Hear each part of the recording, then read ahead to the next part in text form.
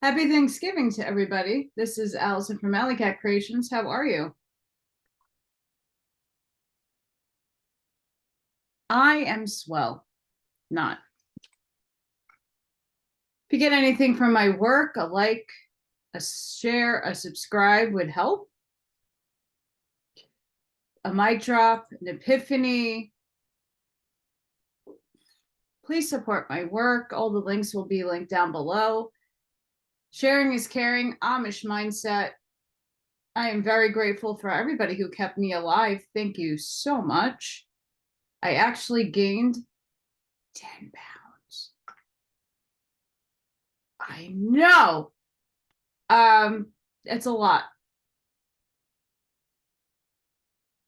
for my little body, and it's incredible. I'm actually excited to have weight gain because I was emaciated, and it was really disgusting to look at myself in the mirror.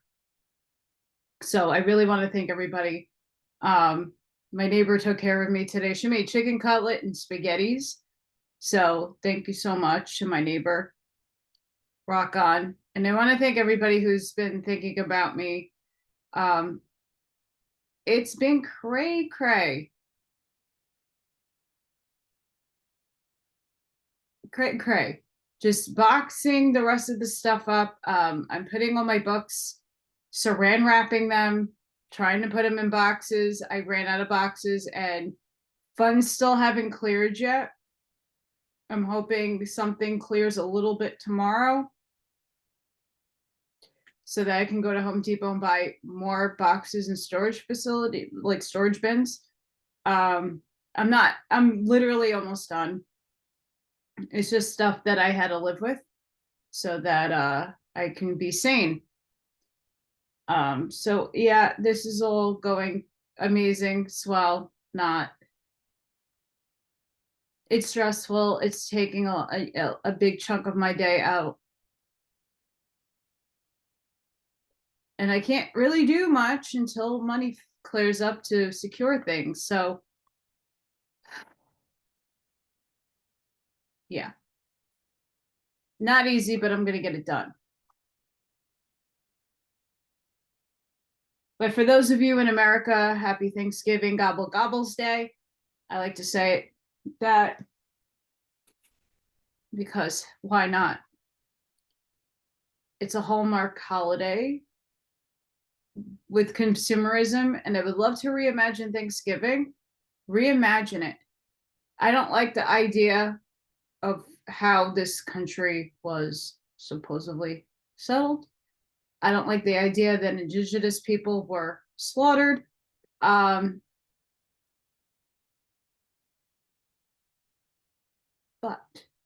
the idea of coming together with unity and spending it with family and friends is beautiful.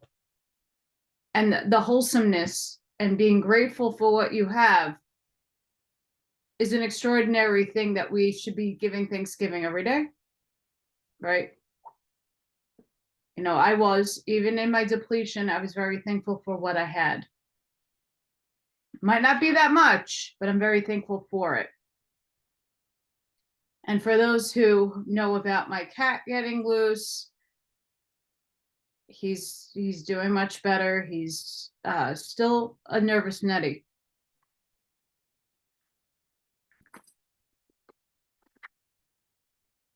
The Secret Teaching of All Ages by Manly P. Hall. And we're going to go over the Pythagorean mathematics. Again, I am dyslexic. These teeth from this one, that falls out. Just mind you on that. Concerning the secret significance of numbers, there has been much speculation. Though many interesting discoveries have been made, it may be safely said that with the death of Pythagoras, the great key to this science was lost.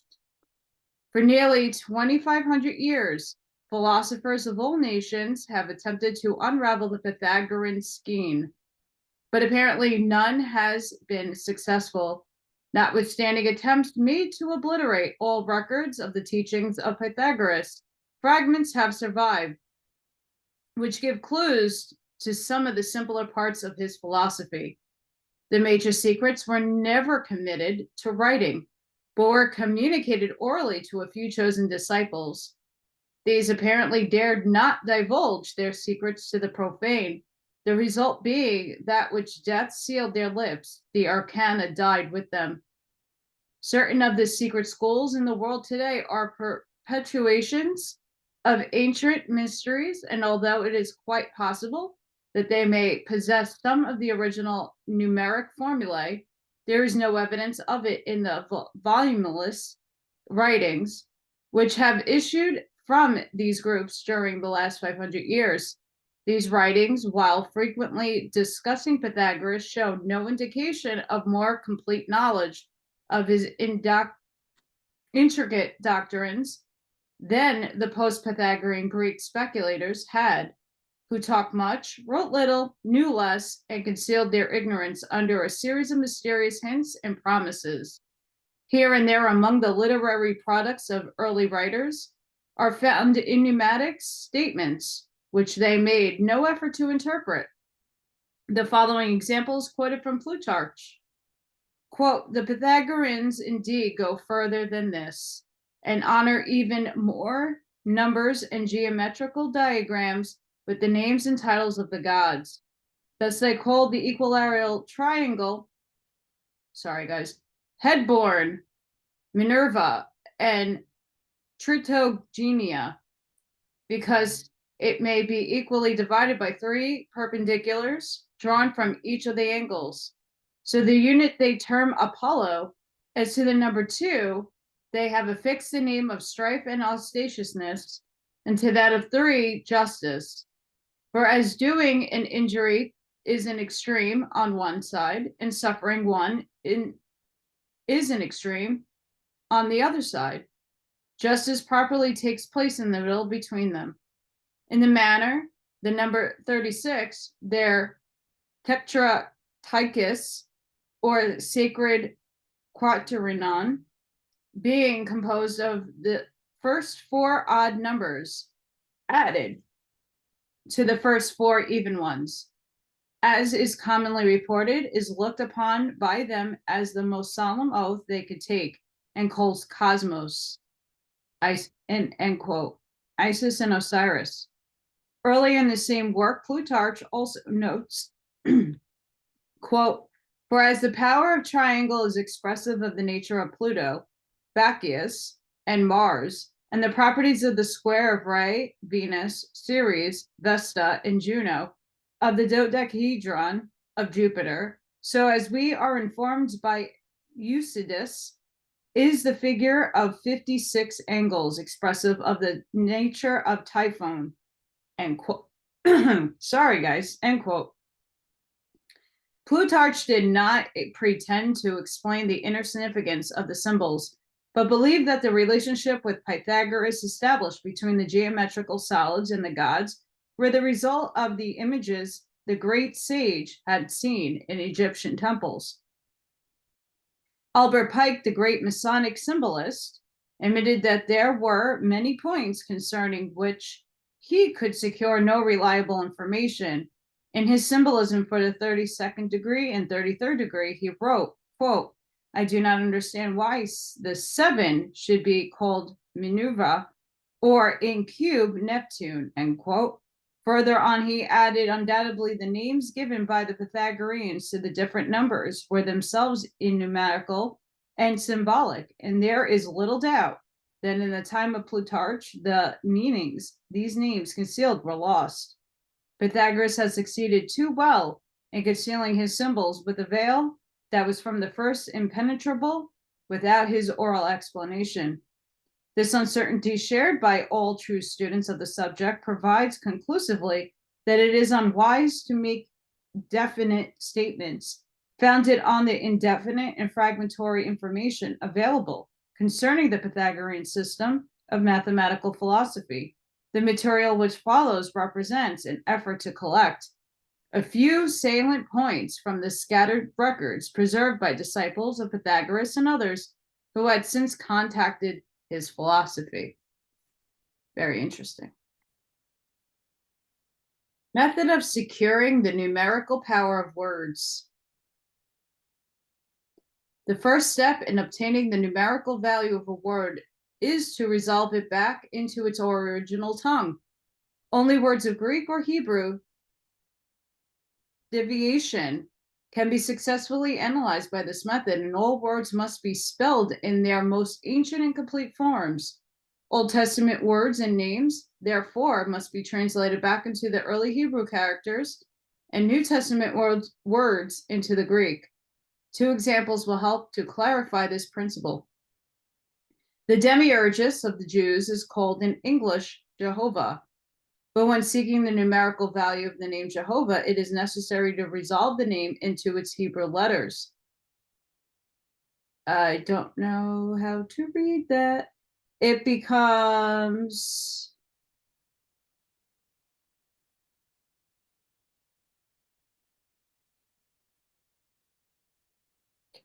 yeah, I can't read Hebrew. And is read from right to left. The Hebrew letters are, Hey, Vav, Hey, Yad. And when reversed into the English order from the left to the right, Yad, Hey, Vad, Hey. By consulting the foregoing table of letter values, it is found that the 4 characters of the sacred name have the following numerical significance. Yad equals 10, He equals 5, Vav equals 6, and second He equals 5. Therefore, 10 plus 5 plus 6 plus 5 equals 26, a synonym of Jehovah. If the English letters were used, the answer obviously would not be correct. The second example is a mysterious Gnostic pathos, Abraxas. For the name, the Greek table is used. Abraxas in Greek, A equals 1, B equals 2, P equals 100,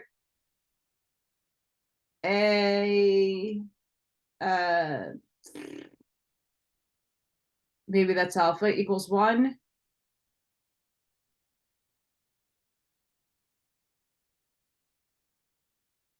I don't know what that Greek letter is. 60, alpha 1. That might be sigma 200. Don't brack me on that, guys. I'm bad at language. Not Spanish. I got like a 91 on my Regents, and New York has Regents exams. But I did really good in Spanish. I don't know why. Maybe that's because everybody speaks it here. The sum being 365, the number of the days in the year. The number furnishes the key to the mystery of Abraxas, who is symbolic of the 365 Anons, or spirits of the days, gathered together in one composite personality. Abraxas is symbolic of 5 creatures, and as the circle of the year actually consists of 360 degrees. Each of the emanating deities in 1/5 of this power, or 72, one of the most sacred numbers in the Old Testament of the Jews and in their Kabbalistic system. The same method is used in finding the numerical value of the names of the gods and goddesses of the Greeks and Jews. All higher numbers can be reduced to one of the original 10 numerals, and the 10 itself is to 1. Therefore, all groups of numbers resulting from the translation of names of deities into the numerical equivalents have a basis in one of the first 10 numbers. By the system in which the digits are added together, 666 becomes 6 plus 6 plus 6, or 18, and this in turn becomes 1 plus 8, or 9. According to Revelation, 144,000 are to be saved.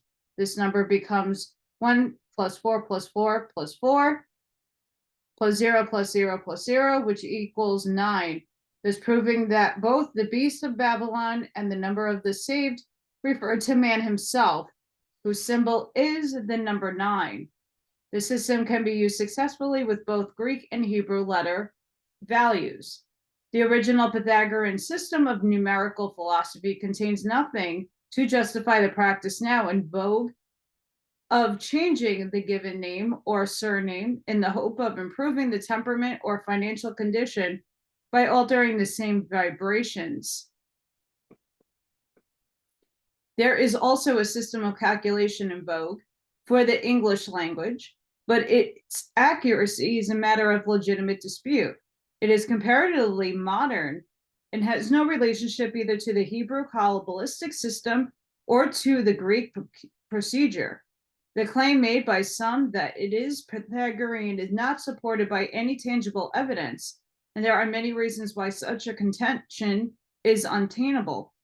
The fact that Pythagoras used 10 as the basis of calculation, while the system uses 9, an imperfect number, is in itself almost conclusive. Furthermore, the arrangement of the Greek and Hebrew letters does not agree closely enough with the English to permit the application of the number sequences of one language to the number sequences of another.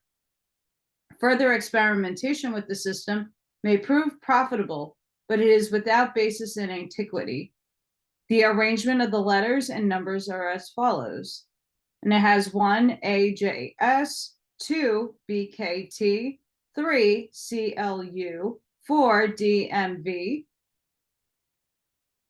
5 ENW, 6 FOX, 7 GPY, 8 HQZ, 9 INR. The letters under each of the numbers have the value of the figure at the top of the column. Thus, in the word man, M equal 4, A equal 1, N equal 5, a total of 10. The values of numbers are practically the same as those given by the Pythagorean system.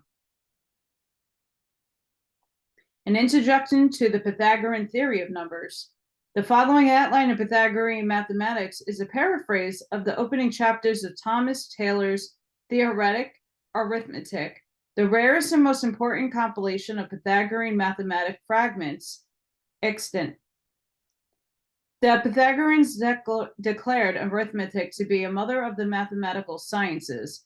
This is proved by the fact that geometry, music, and astronomy are dependent upon it, but it is not dependent upon them. Thus, geometry may be removed by arithmetic will remain, but if arithmetic be removed, geometry is eliminated. In the same manner, music depends upon arithmetic, but the elimination of music affects arithmetic only by limiting one of its expressions. The Pythagoreans also demonstrated arithmetic to be prior to astronomy, for the latter is dependent upon both geometry and music. The size, form, and motion of the celestial bodies is determined by the use of geometry, their harmony and rhythm by the use of music. If astronomy be removed, neither geometry nor music is injured, but if geometry and music be eliminated, astronomy is destroyed. The priority of both geometry and music to astronomy is therefore established. Arithmetic, however, prior to all, is primary and fundamental. Pythagoras instructed his disciples that the science of mathematics is divided into two major parts.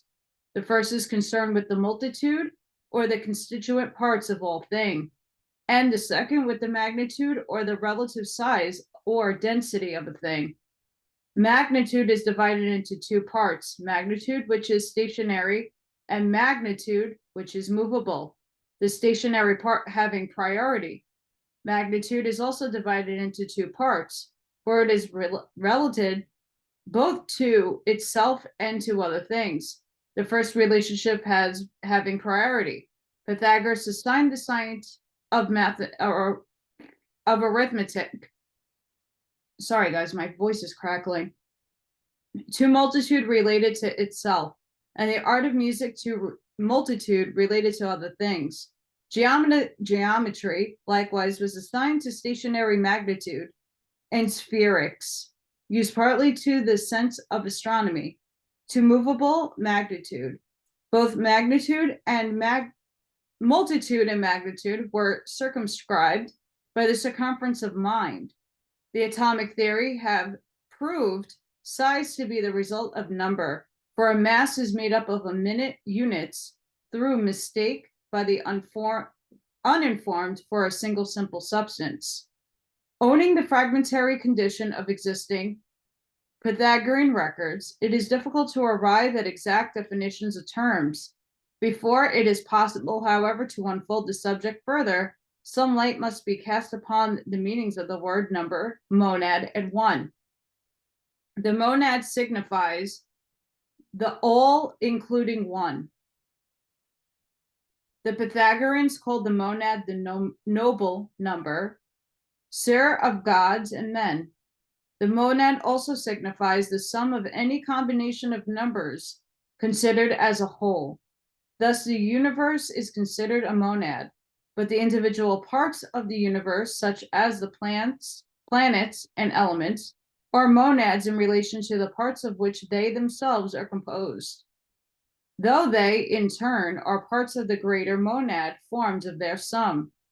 The monad may also be likened to the seed of a tree, which, when it has grown, has many branches, the numbers. In other words, the numbers are to the monad what the branches of the tree are to the seed of the tree. From the study of the mysterious Pythagorean monad, Leibniz involved his magnificent theory of the world atoms, a theory in perfect accord with the ancient teachings of mysteries. For Leibniz himself was an initiate of a secret school. By some Pythagoreans, the monad is also considered as synonymous with the one. I'm going to put a pause right there. If anybody follows Morg Official and Hyperianism, this is where a lot of his mathematics, the basis of the monad and the pleroma and all that starts. Ontological mathematics. Number is the term applied to all numerals and their combinations. A strict interpretation of term number by certain of the Pythagoreans include 1 and 2. Pythagoras defines numbers to be the extension and energy of a spermation, reasons contained in the monad. The followers of Hippasus declared number to be the first pattern used by the demiurgus in the formation of the universe. The one was defined by the Platonists as the summit of the many. The one differs from the monad in the term monad is used to designate the sum of the parts considered as a unit, whereas the one is the term applied to each of its integral parts. There are two orders of number, odd and even, because unity or one always remains indivisible. The odd number cannot be divided equally. Thus, 9 is 4 plus 1 plus 4, the unity in the center being indivisible. Furthermore, if the odd number be divided into two parts, one part will always be odd and the other even. Thus, 9 may be 5 plus 4, 3 plus 6, 7 plus 2, or 8 plus 1. The Pythagoreans considered the odd number, of which the monad was the prototype, to be definite and masculine. They were not all agreed, however, as to the nature of unity or one. Some declared it to be positive because if it added to an even negative number, it produces an odd positive number. Others demonstrated that if unity be added to odd number, the latter becomes even, thereby making the masculine to be feminine. Unity or one, therefore, was considered an androgynous number, partaking of both the masculine and feminine attributes, consequently both odd and even. For this reason, the Pythagoreans called it evenly odd. It was customary for the Pythagoreans to order sacrifices of an uneven number of objects to the superior gods, while to the goddesses and subterranean spirits, an even number was offered.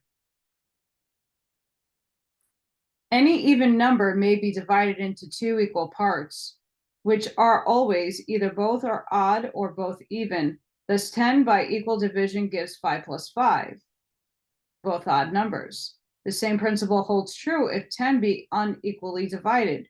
For example, in 6 plus 4, both parts are even. In 7 plus 3, both parts are odd. And in 8 plus 2, both parts are again even. And in 9 plus 1, both parts are again odd. Thus, in the even number, however, it may be divided. The parts will always be both odd or both even. The Pythagoreans considered the even number, of which the duad, was the prototype, to be indefinite and feminine. The odd numbers are divided by a mathematical contrivance called the Sev of, oh Jesus,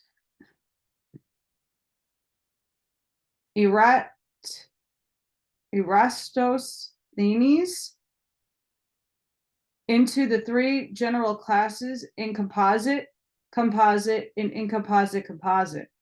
The incomposite numbers are those which have no divisor or other than themselves in the unity, such as 3, 5, 7, 11, 13, 17, 19, 23, 29, 31, 37, 41, 43, 47, and so forth. For example, 7 is divisible only by 7, which goes into itself once, and unity, which goes into 7 times. The composite number are those which are divisible not only by themselves in unity, but also by other numbers, such as 9, 15, 21, 25, 27, 33, 39, 45, 51, 57, and so forth. For example, 21 is divisible not only by itself, but unity, but also by 3 and by 7. The incomposite composite numbers are those which have no common divisor, although each of itself is capable of division, such as 9 and 25. For example, 9 is divisible by 3 and 25 by 5, but neither is divisible by a divisor or the other. Thus, they have no common divisor. Because they have individual divisors, they are called composite, and because they have no common divisor, they are called incomposite. According to the term incomposite, composite was created to describe their properties. Even numbers are divided into three classes: evenly even, evenly odd, and oddly odd. The evenly even numbers are all in duple ratio from unity. Thus 1, 2, 4, 8, 16, 32, 64, 168, 256, 512, and 1024. The proof of the perfect evenly even number is that it can be halved, and these halves gain half back to unity as a half of 64 equals 32. Half of 32 is 16. Half of 16 is 8. Half of 8 is 4. Half of 4 is 2. Half of 2 is 1. Beyond unity it is impossible to go. I hope you're keeping up with me. The evenly even numbers possess certain unique properties: the sum of any number of terms, but the last term is always equal to the last term minus 1. For example, the sum of the first and second terms, 1 plus 2, equals the third term, 4, minus 1, or the sum of the first, second, third, and fourth terms, 1 plus 2 plus 4 plus 8, equals the fifth term, 16, minus 1. In a series of evenly even numbers, the first multiplied by the last equals the last. The second multiplied by the second from the last equals the last. And so on. In an odd series, one number remains, which multiplied by itself equals the last number of the series, or an even series, two numbers remain, which multiplied by each other gives the last number of the series. For example, 1, 2, 4, 8, 16 is an odd series. The first number 1 multiplied by the last number 16 equals the last number 16. The second number 2 multiplied by the second from the last number 8 equals the last number 16. Being an odd series, the 4 is left in the center, and this multiplied by itself also equals the last number 16. The evenly odd numbers are those which, when halved, are incapable of further division by halving. They are formed by taking the odd numbers in sequential order and multiplying them by 2. By this process, the odd numbers 1, 3, 5, 7, 9, 11 produce the evenly odd numbers 2, 6, 10, 14, 18, 22. Thus, every fourth number is evenly odd. Each of the evenly odd numbers may be divided once, as 2, which become 2 ones. It cannot be divided further, or 6, which becomes 2 3s and cannot be divided further. Another peculiarity, sorry guys, of evenly odd numbers is that if the divisor be odd, the quotient is always even, and if the divisor be even, the quotient is always odd. For example, if 18 be divided by 2, an even divisor, the quotient is 9 and the odd number. If 18 be divided by 3, an odd divisor, the quotient is 6, an even number.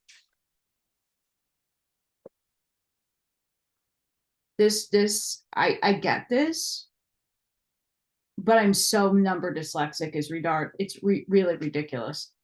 The evenly odd numbers are also remarkable in that each term is 1/2 of the sum of the terms on either side of it. For example, 10 is 1/2 of the sum of 6 and 14. 18 is 1/2 the sum of 14 and 22. And 6 is 1/2 the sum of 2 and 10. The oddly odd or unevenly even numbers are comprised between the even and the even odd numbers. Unlike the evenly even, they cannot be halved back to unity, and unlike the evenly odd, they are capable of more than one division by halving. The oddly odd numbers are formed by multiplying the evenly even numbers above 2 by the odd numbers above 1. The odd numbers above 1 are 3, 5, 7, 9, 11, and so forth. The evenly even numbers are above 2 are 4, 8, 16, 32, 64, and so on. The first odd number of the series 3 multiplied by 4, the first evenly even number of the series, gives 12. The first oddly odd number. By multiplying 5, 7, 9, 11, and so forth by 4, oddly odd numbers are found. The other oddly odd numbers are produced by multiplying 3, 5, 7, 9, 11, and so forth in turn by the other evenly even numbers, 8, 16, 32, 64, and so forth. An example of the halving of the oddly odd numbers is as follows. Half of 12 equals 6, half of 6 equals 3, which cannot be halved further because the Pythagoreans did not divide unity. Even numbers are also divided into 3 other classes: superperfect, deficient, and perfect. Superperfect or superabundant numbers are such as have the sum of their fractional parts greater than themselves. For example, half of 24 is 12, 1/4 equals 6, 1/3 equals 8, 1/6 equals 4, 1/12 equals 2, and 1/24 equals 1. The sum of these parts, 12 plus 6 plus 8 plus 4 plus 2 plus 1, is 33, which is in excess of 24, the original number. Deficient numbers are such have the sum of their fractional parts less than themselves. For example, half of 14 equals 7, 1/7 equals 2, 1/14 equals 1. The sum of these parts, 7 plus 2 plus 1, is 10, which is less than 14, the original number. Perfect numbers are such as have the sum of their fractional parts equal to themselves. For examples, half of 28 is 14, 1/4 is 7, 1/7 is 4, 1/14 is equals to 2, and 1/28 is 1. The sum of these parts, 14 plus 7 plus 4 plus 2 plus 1, equals 28. The perfect numbers are extremely rare. There is only one between 1 and 10, namely 6. One between 10 and 100, namely 28. One between 100 and 1000, namely 496. And one between 1000 and 10,000, namely 8,128. The perfect numbers are found by the following rule. The first number of the evenly even series of numbers, 1, 2, 4, 8, 16, 32, and so forth, is added to the second number of the series, and if in composite number results is multiplied by the last number of the series or evenly even numbers whose sum produced it. The product of the first perfect number, for example, the first and second evenly even numbers are 1 and 2. Their sum is 3, an incomposite number. If 3 be multiplied by 2, the last number of the series or evenly even numbers used to produce it, the product is 6, the first perfect number. If the addition of evenly even numbers does not result in the incomposite number, the next evenly even number of the series must be added until an incomposite number results. The second perfect number is found in the following manner. The sum of the evenly even number is 1, 2, and 4 is 7, an incomposite number. If 7 be multiplied by 4, the last of the series of evenly even numbers used to produce it, the product is 28, the second perfect number. This method of calculation may be continued to infinity. Perfect numbers, when multiplied by 2, produced superabundant numbers, and when divided by 2, produced deficient numbers. The Pythagoreans evolved their philosophy from the science of numbers. The following quotation from the Theoretic Arithmetic is an excellent example of this practice. Quote, perfect numbers, therefore, are beautiful images of the virtues which are certain media between excess and deficient. Sorry, excess and defect. See? Dyslexia. And are not summits, as by some of the ancients they were supposed to be. And evil indeed is opposed to evil, but both are opposed to one good. Good, however, is never opposed to good, but two evils at one and the same time. This timidly is opposed to audacity. To both of which the want of true courage is common, but both timidity and audacity are opposed to fortitude. Craft also opposed to frailty, to both of which want of intellect common, and in both these are opposed to prudence. Those two profusion is opposed to avarice, to both of which illiberty is common, and both these are opposed to liberty. And in a similar manner in the other virtues, by all of which it is evident that perfect numbers have great similitude to the virtues, but they are also resemble the virtues on another account, for they are rarely found as being few, and they are generated in a very constant order. On the contrary, an indefinite multitude of superabundant and diminished numbers may be found, nor are they disposed in any orderly series, nor generated from any certain end, and hence they have a great similitude to the vices, which are numerous, inordinate, and indefinite. End quote. The table of the 10 numbers. The following outline of the Pythagorean numbers is a paraphrase of the writings of Nicomachus, Theon of Sunaria, Procleus, Porphyry, Plutarch, Clement of Alexandria, Aristotle, and other authorities. I butcher names, sorry. Monad 1 is so called because it remains always in the same condition, that is, separate from the multitude. Its attributes are follows. It is called mind, because the mind is stable and has preeminence. Hermaphrodism, because it is both male and female, odd and even. For being added to the even, it makes odd, and to odd even, God, because it is the beginning and the end of all, but itself has neither beginning nor end. Good, for such is the nature of God, the receptacle of matter, because it produces the duad, which is essentially material.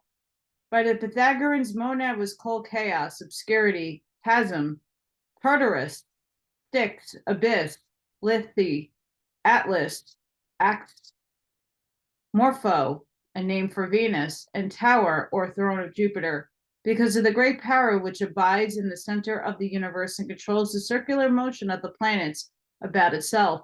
Monad is also called germinal reason, because it is the origin of all the thoughts in the universe. Other names given to it were Apollo, because because of its relation to the sun, Prometheus, because he brought man light, Prielios, one who exists in fire, Genitor, because without it no one could exist, Substance, because substance is primary, because of truth, and constitution of symphony, all these because it is the primordial one. Gotta love that. Between greater and lesser, the monad is equal. Between intention and remission, it is middle. In multitude, it is mean. And in time, it is now, because eternity knows neither past nor future. It is called Jupiter because he is father and head of the gods. Vesta, the fire of the home, because it is located in the midst of the universe and remains there, inclining to no side as a dot in a circle. Form, because it is circumscribes, comprehends, and terminates. Love, concord, and piety, because it is indivisible. Other symbolic names for the monad are ship, chariot, Proteus, a god capable of changing his form, Mezzanine, and Polyanonymous, having many names. The following symbolic names were given to the duad, two, because it has been divided and is two rather than one, and where there are two, each is opposed to the other. Genius, evil, darkness, inequity, instability, mobility, boldness, fortitude, contention, matter, dissimility. Partition between multitude and monad. Defect, shapelessness, indefiniteness, indeterminateness, harmony, tolerance, root, feet of fountain, abiding, idea, top, feigns, opinion, fallacy, altery, diffidence, impulse, death, motion, generation, mutation, division, longitude, augmentation, composition, communion, misfortune, substantiation, imposition, marriage, soul, and science. In his book Numbers, W. Warren Westcott says of the duad, quote, it was called audacity from its being the earliest number to separate itself from the divine one, from the addendum of God nourished silence, as the Chaldean oracles say, end quote. As the monad is the father, as the duad is the mother, therefore the duad has certain points in common with the goddess Isis, Rhea, Job's mother, Feriglia, Lydia, Diamine, Sybil, and Ceres, Erato, one of the muses, Diana, because the moon is forked, Dictyon, Venus, Dione, Cerethia, Juno, because she is both wife and sister of Jupiter, and Maya, the mother of Mercury. While the monad is a symbol of wisdom, the duad is a symbol of ignorance. For in it exists the sense of separateness, which sense is the beginning of ignorance.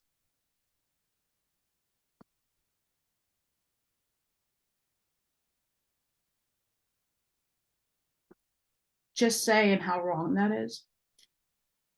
The duad, however, is also the mother of wisdom, for ignorance out of nature of itself invariably gives birth to wisdom. Oh, thanks. The Pythagoreans reviewed the monad, but despised the duad because it was symbol of polarity. By the power of the duad, the deep was created in contradiction to the heavens. The deep mirrored the heavens and became the symbol of illusion, but the below was merely a reflection of the above. The below was called Maya, the illusion, the sea, the great void, and to symbolize it, the Magi of Persia carried mirrors. From the duad, all rose disputes and contentions until, being the monad between the duad, equilibrium was reestablished by the Savior God, who took upon himself the form of a number and was crucifixed between two thieves for the sins of men. Maybe, maybe not. I don't think so. The triad theory is the first number actually odd, monad not always being considered a number.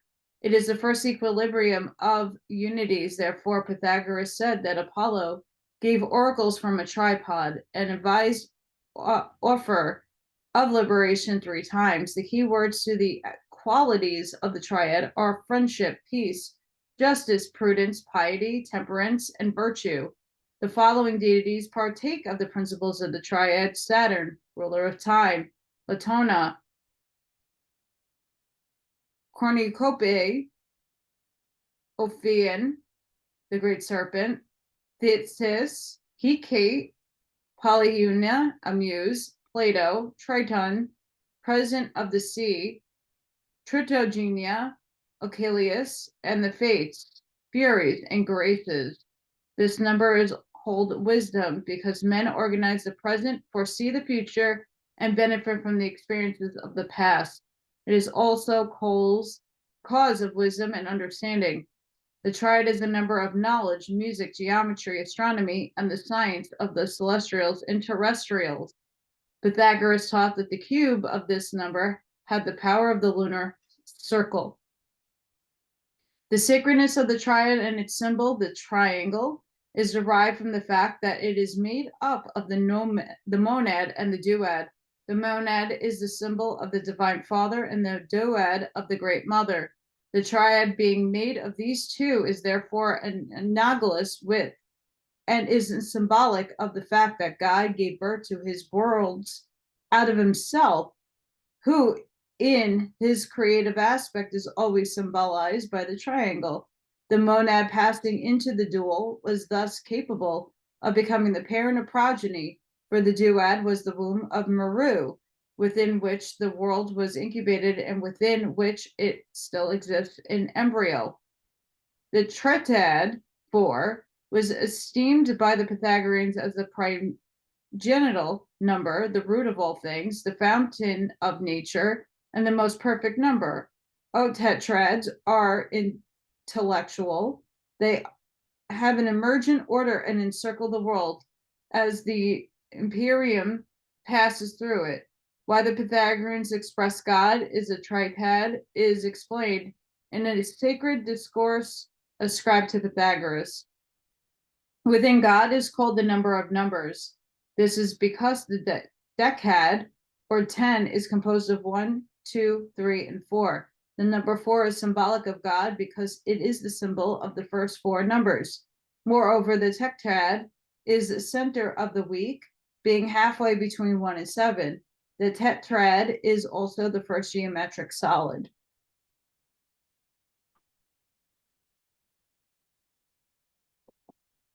Pythagoras maintained that the soul of man consists of a tetrad, the 4 powers of the soul being mind, science, opinion, and sense.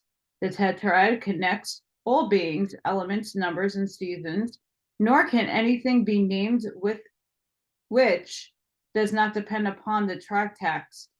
It is the cause and maker of all things, the intangible God, author of the celestial and sensual good. Plutarch interprets this tetrax, which he said was also called the world, to be 36, consisting of the first 4 odd numbers added to the first 4 even numbers. Thus, 1 plus 3 plus 5 plus 7 equals 16, 2 plus 4 plus 6 plus 8 equals 20, 16, 20, 36.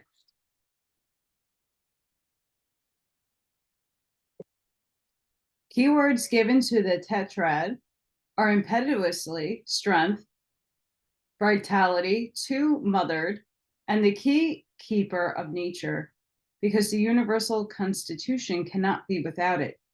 It is also called harmony and the first profundity. The following deities partook of the nature of the tetrad: Hercules, Mercury, Vulcan, Bacchus, and Urania, one of the muses. The triad represents the primary colors in the major planets, while the tetrad represents the secondary colors in the minor planets.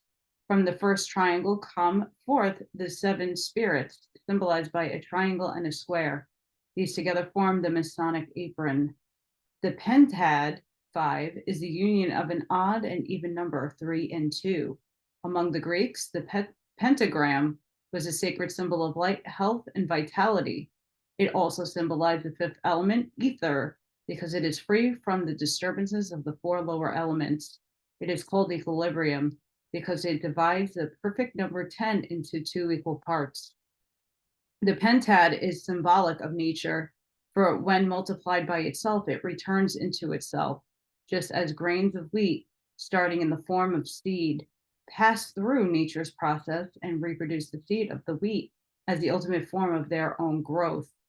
Other numbers multiplied by themselves produce other numbers, but only 5 and 6 multiplied by themselves represent and retain their original number as the last figure in their products.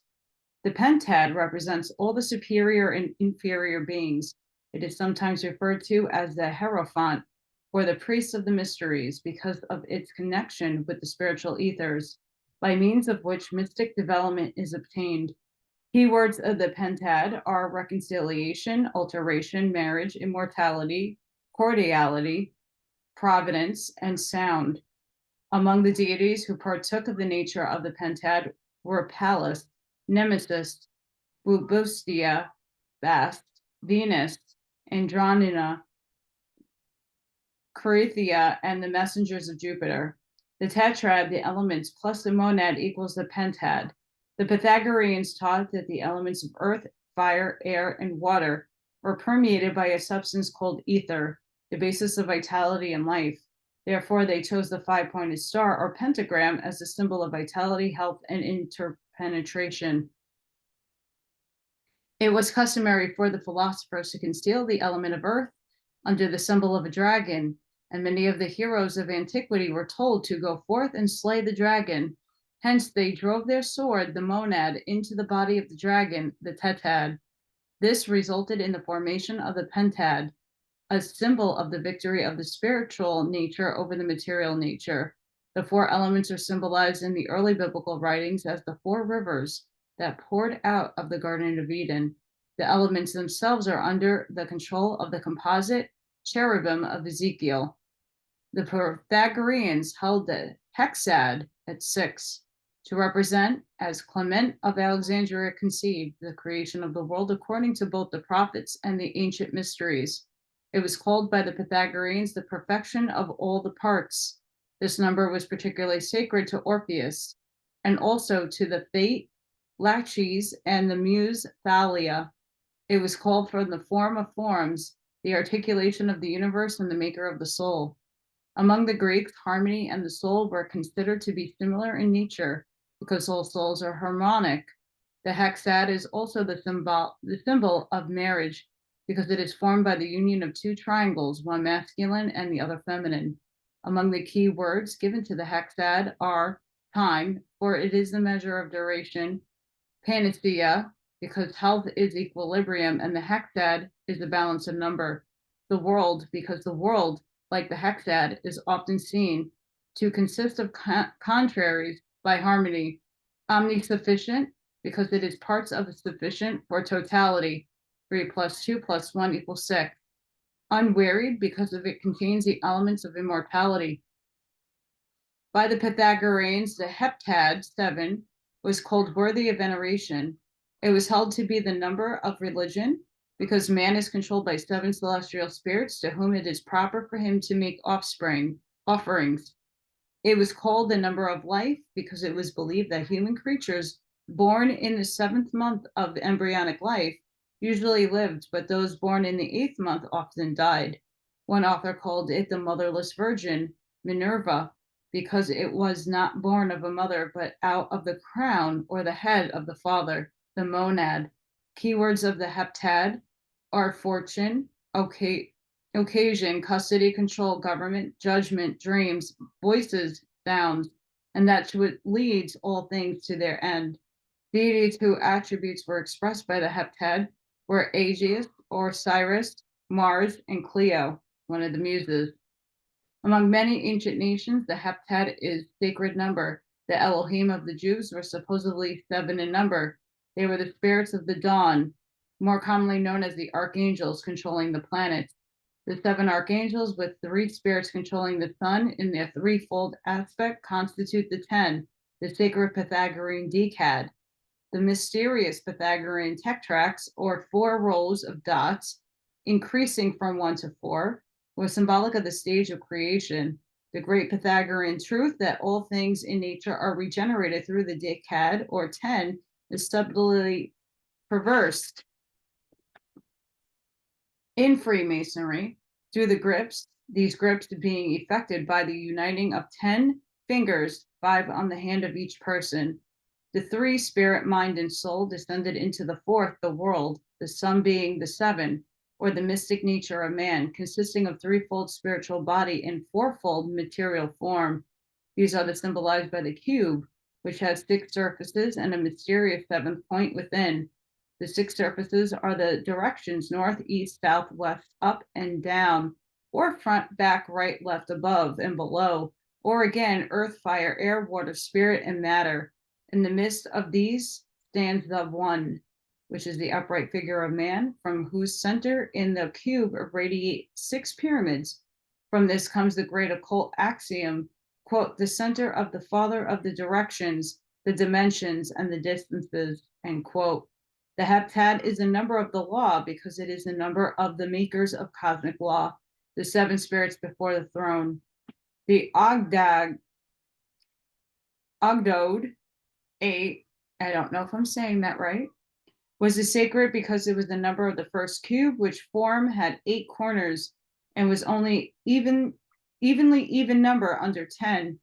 1 minus 2 minus 4 minus 8 minus 4 minus 2 minus 1. Thus the 8 is divided into 2 4s. Each 4 is divided into 2 2s, and each 2 is divided into 2 1s, thereby reestablishing the monad. Among the keywords of the Ogdod are love, counsel, prudence, law, and convenience. Among the divinities partaking in the natures were Pandemonia, Re, Sibyl, Cadmea, Dionymene, Orsia, Neptune, Themis, and Enteric, a muse. The Ogdod was a mysterious number associated with the Ecclesian mysteries of Greece and the Calibri. It was called the little holy number. It derived its form partly from the twisted snakes on the caduceus of Hermes, and partly from the serpentine motion of the celestial bodies, possibly also from the moon's modes. The Intnid 9 was first square of an odd number, 3 times 3. It was associated with failure and shortcoming because it fell short of the perfect number 10 by 1. It was called the number of man because of the 9 months of the embryonic life. Among its keynotes are ocean and horizon, because to the ancients these were boundless. The Intnid is the limitless number because there is nothing beyond it but the infinite 10. It was called boundary and limitation because it gathered all numbers within itself. It was called the sphere of the air because it surrounded the numbers as air surrounds the earth. Among the gods and goddesses who partook to the greater or less degree of the nature were Prometheus, Vulcan, Juno, the sister and wife of Jupiter, Paean and Algaea, Tritogena, Cratidas, Prospine, Hyperion, and Terpsichore, a muse. The 9 was looked upon as evil because it was an inverted 6.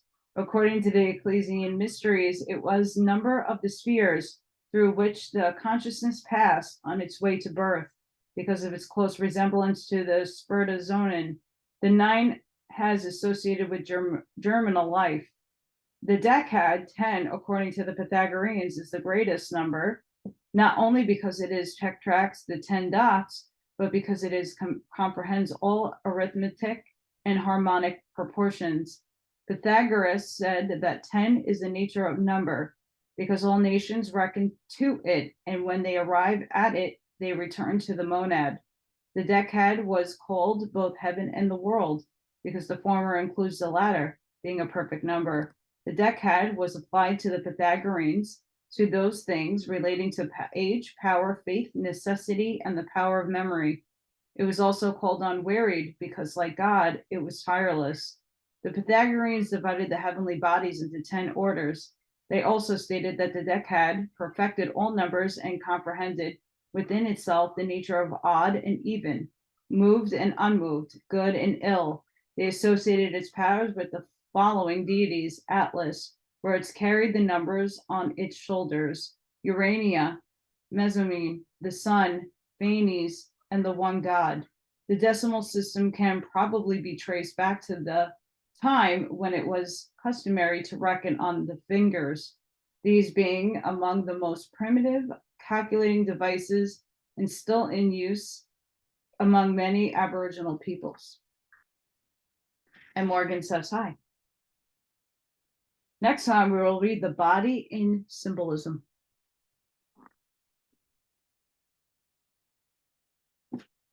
You saw what I did there, right?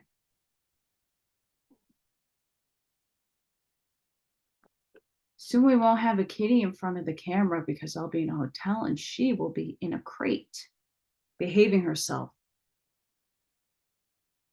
So guys, I don't know when my move is going to happen. I've been trying to do like packing and it's been crazy. So I do apologize. I'm hoping things kind of settle down so I can do a bunch of these. And then if I have a day or two or three where I'm just like moving around and grooving, you have enough content to watch. I'm trying to make it as painless as possible because I love doing these and it's really obnoxious that I can't.